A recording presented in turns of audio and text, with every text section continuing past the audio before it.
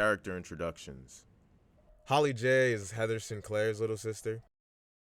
And Zoe is a famous teen star who was on that show that took place within the Degrassi universe. Zoe Rivas, a real-life celebrity in our school. Paige felt much more grounded in comparison. New year, new look, new Paige. She didn't really have any leverage over anybody. She just talked a lot of shit. Paige was mean to a lot of her other classmates, but she really only got in the way of people who tried to one-up her. Which means I will be the first person Toby's mother sees. Great. Unless she sees me first. When Terry tried macking with Spinner, she was like, "Oh, hell no!" and squeezed her way in there. So, you ready to get down? Huh? Anytime Ashley is the center of attention, Paige is clearly jealous. Sure, some students may resent her for being so perfect, but Ashley always gets what she wants, so why should today be any different? Paige's main character trait in the beginning is that she needs to be in control of every situation she's in, which is pretty consistent with her character overall. Holly J pulls up to Degrassi with a posse behind her already. She's even got a dumb friend to make fun of. So Holly J is already at that top position in school where people all view her as the most popular. So she's in a good position. Until she's not. In the episode where Toby helps Holly J out in math, Holly J finally loses some of that boss status that she kind of made up in her mind, and then she loses it even more after Anya exposed her during the food strike. Zoe is brought in during the Paris plotline, and I'm only counting the first half of season 13, for those wondering. Zoe's character introduction is suffering from the fact that her arc feels rushed. Her dislike for Maya doesn't really make that much sense. After Miles and Zoe broke up, and Maya eventually started talking to Miles, then it made sense. And I'm not saying that because the only way to manufacture a rivalry between girls has to be about a boy, but in this case, I think the writers didn't do a good enough job establishing the hatred between the two at first. Miles and Zoe have no chemistry, and therefore their relationship feels unimportant, and it also only lasts for a few episodes. Then Zoe has a forgettable ass plot with Drew. She had many connections to various characters, which meant she had a lot of plots going on. Usually I'd probably say that would be a good thing for a character, but in Zoe's case, her storylines feel rushed at the beginning. When it comes down to it, I'm gonna say Holly J has the better introduction. I love watching a character who has a slow downfall. She had these huge expectations on where she wanted to be in school, but the way that she treated people mixed with certain insecurities starts to catch up with her. Winner, Holly J. Friendships. Paige is pretty mean to her friends until about season 3. She was ready to throw Hazel under the bus to save her own ass. If anyone should tell you this, Mr. Simpson, it should be me, as head of the Spirit Squad. We saw Hazel hanging around the foyer earlier, acting suspicious. She doesn't treat Terry or Ashley nice, and she likes to spin her when they're supposed to hang out. Sorry to bail Grandma in hospital. And instead goes to a party. Paige is a selfish person in general, and this trait carries over into her friendships. That being said, Paige can be a great friend when it's needed, though sometimes her advice might be annoying because it's Paige. She can really go out of her way to help friends when they're in a tough situation. When Ashley is in despair after Craig cheated on her, Paige is the one who got her out of the funk. Paige is usually a good friend to Marco, and she even occasionally helps out people who aren't her friend. Ellie, please show me your arm. Holly J starts out as a terrible friend. Definitely not somebody you want in your contacts. While Paige could be rude to her friends, she still treated them like friends. Holly J basically treats her friends like minions. You're my best friend. Then why do you treat me like dirt? Because you let me. I think she was clearly a worse friend than Paige at the beginning, but as time went on, Holly J got better. Her shitty friendship with Anya actually developed into a real friendship later on. She was also really close with Spinner. I told a reporter some bad gossip about Mia.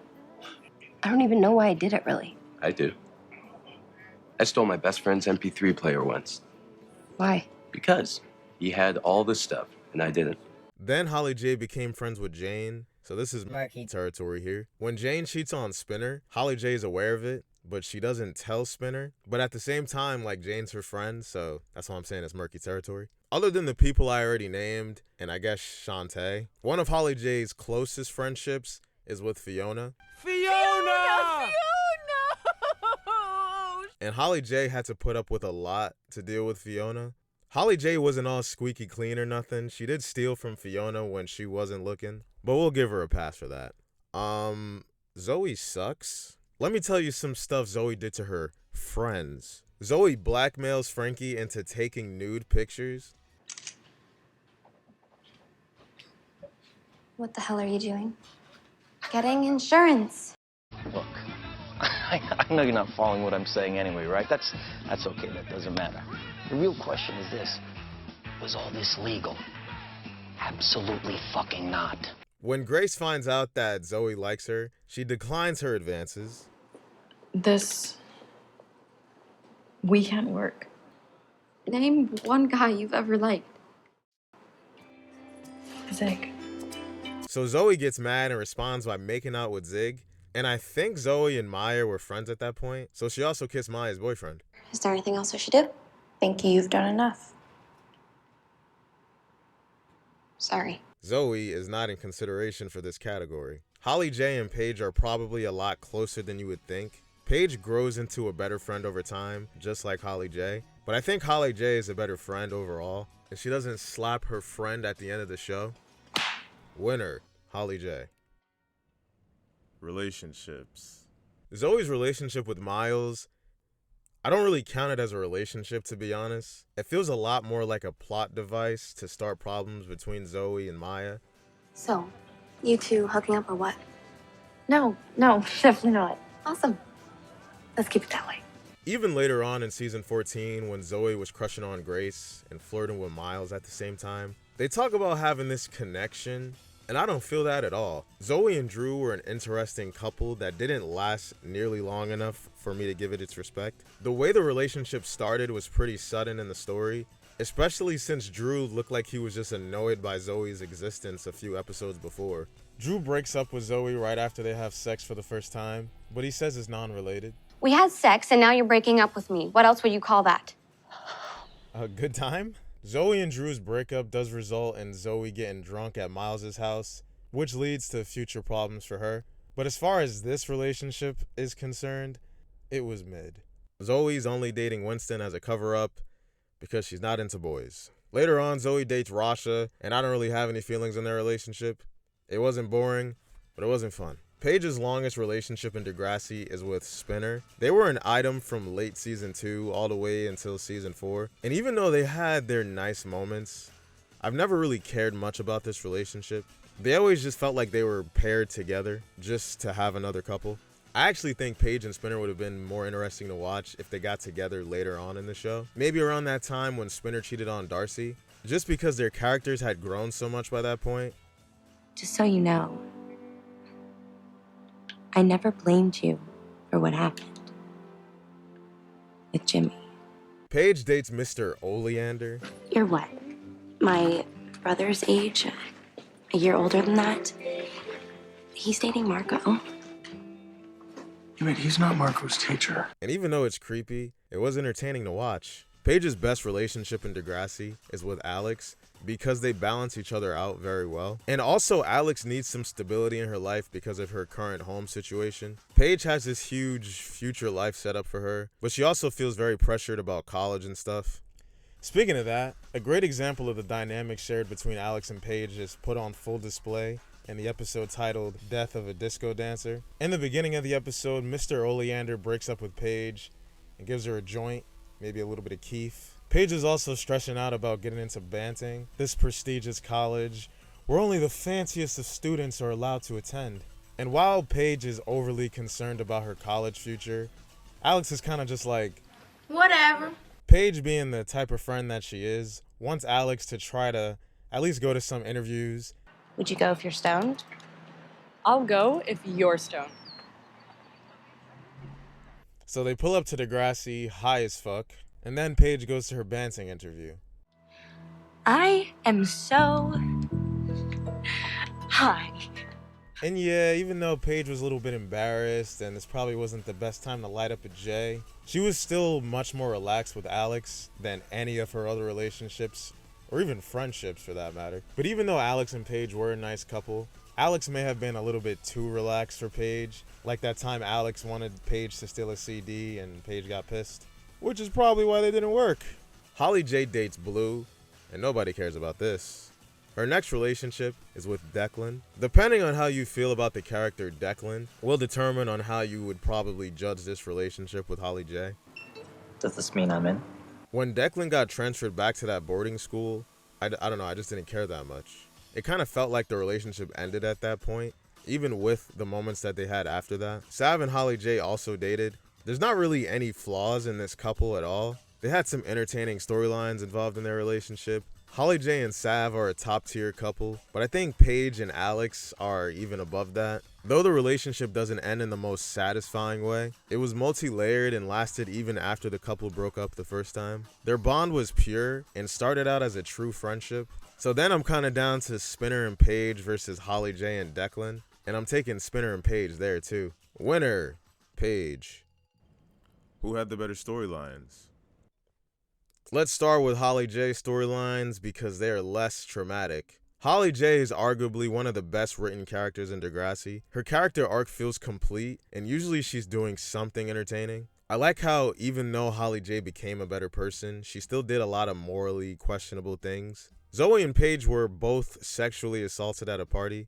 For Paige, her character spiraled after this moment. You didn't do anything. So I didn't dress like a slut. I didn't drink. I didn't come on to him in front of the whole party. You said no. It doesn't matter. The best part about this storyline is the amount of time Paige was actually shown affected from the event. So what? I go to court, tell the truth, and I could still lose? Rather than just forgetting that this whole event happened, Degrassi actually shows Paige going through counseling and having nightmares. Dean, you... I what? I didn't do anything. Zoe's sexual assault was just as powerful of a storyline, if not more, simply because Zoe's video was spread around the school. One scene that I usually forget about from this plot was when Frankie told Zoe that she couldn't sit at her lunch table anymore. They say you had sex with those guys and regretted it. So you cried rape. That's some messed up shit right there. It also somewhat justifies Zoe's actions against Frankie in season 14. Right? No, it actually doesn't. Both characters had some great storylines after this as well, but I can't count out Holly J. Her stories are consistently good. Her involvement in the Jane, Spinner, Declan dilemma. No, Spin, don't! Spinner! Oh, shut up! You knew about this! And let's be honest for a second. Holly J was the only person who was given any substantial growth as a character around season 8. And I feel like the writers just enjoyed writing storylines for her, if that makes sense. But Paige's rape storyline was intense and probably one of the most memorable storylines in Degrassi. Plus, Paige had a lot of quality storylines. Originally, I was going to pick Holly J for this category, but after thinking about it, I gotta pick Paige. Winner, Paige. Rivalries. Ashley and Paige's rivalry isn't too eventful in Degrassi, but it's worth mentioning. Paige was the stuck-up narcissistic Bitch. and Ashley was kind of always playing the victim card. Even when we were little, anything I ever had, Paige had to have too. Their beef was just petty, and no harm was made to either party, and I mean physical, because verbally, they went in. Funny how something is cool one year and so totally uncool the next. Kind of like people. Manny and Paige have an iconic-ass Degrassi fight that was built up over multiple seasons. Young Manny looked up to Paige because she wanted to be a cheerleader. But Manny also didn't want to be a complete sellout to her friend Emma.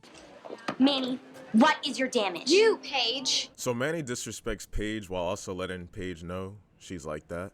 And this is only the beginning. There's many reasons why Paige doesn't like Manny. Earlier, I saw you and Dean talking outside. He started talking to me. Someone warned me about him once, and I should have listened. He seems nice. He is nice. I know you're jealous. Get over it. Ooh, we know Manny loves calling people jealous. You were always jealous of Manny and me. Yeah? Well, now you're jealous of Manny and me.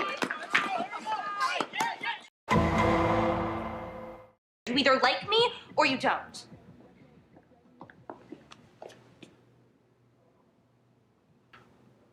Sorry. Sorry. Manny, calm down. Hey, Mr. Pedophile.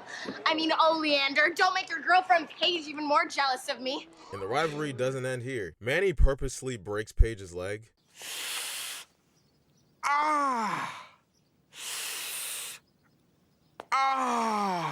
And Paige embarrasses Manny at the homecoming dance. Holly J's three biggest rivals are Allie, Mia, and Fiona.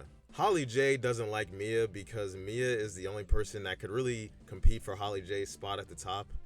Can I get your autograph, Mia? I think your style is awesome. Allie was talking shit about Holly J behind her back, so Holly J responds by embarrassing Allie. I'm gonna kill her. Allie gets in trouble for creating a hate page on social media. I wanted to ruin your life. I'd create an I Hate Allie group. Get 400 people to join and talk about how much they hate you and that they want you dead.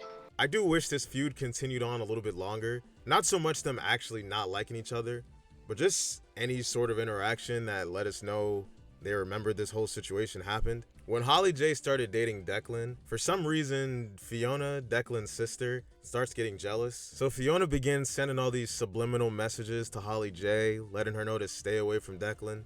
Unlike a lot of Degrassi rivalries, this one actually ends with the two becoming best friends. And I mean like real friends, not like Zoe and Maya.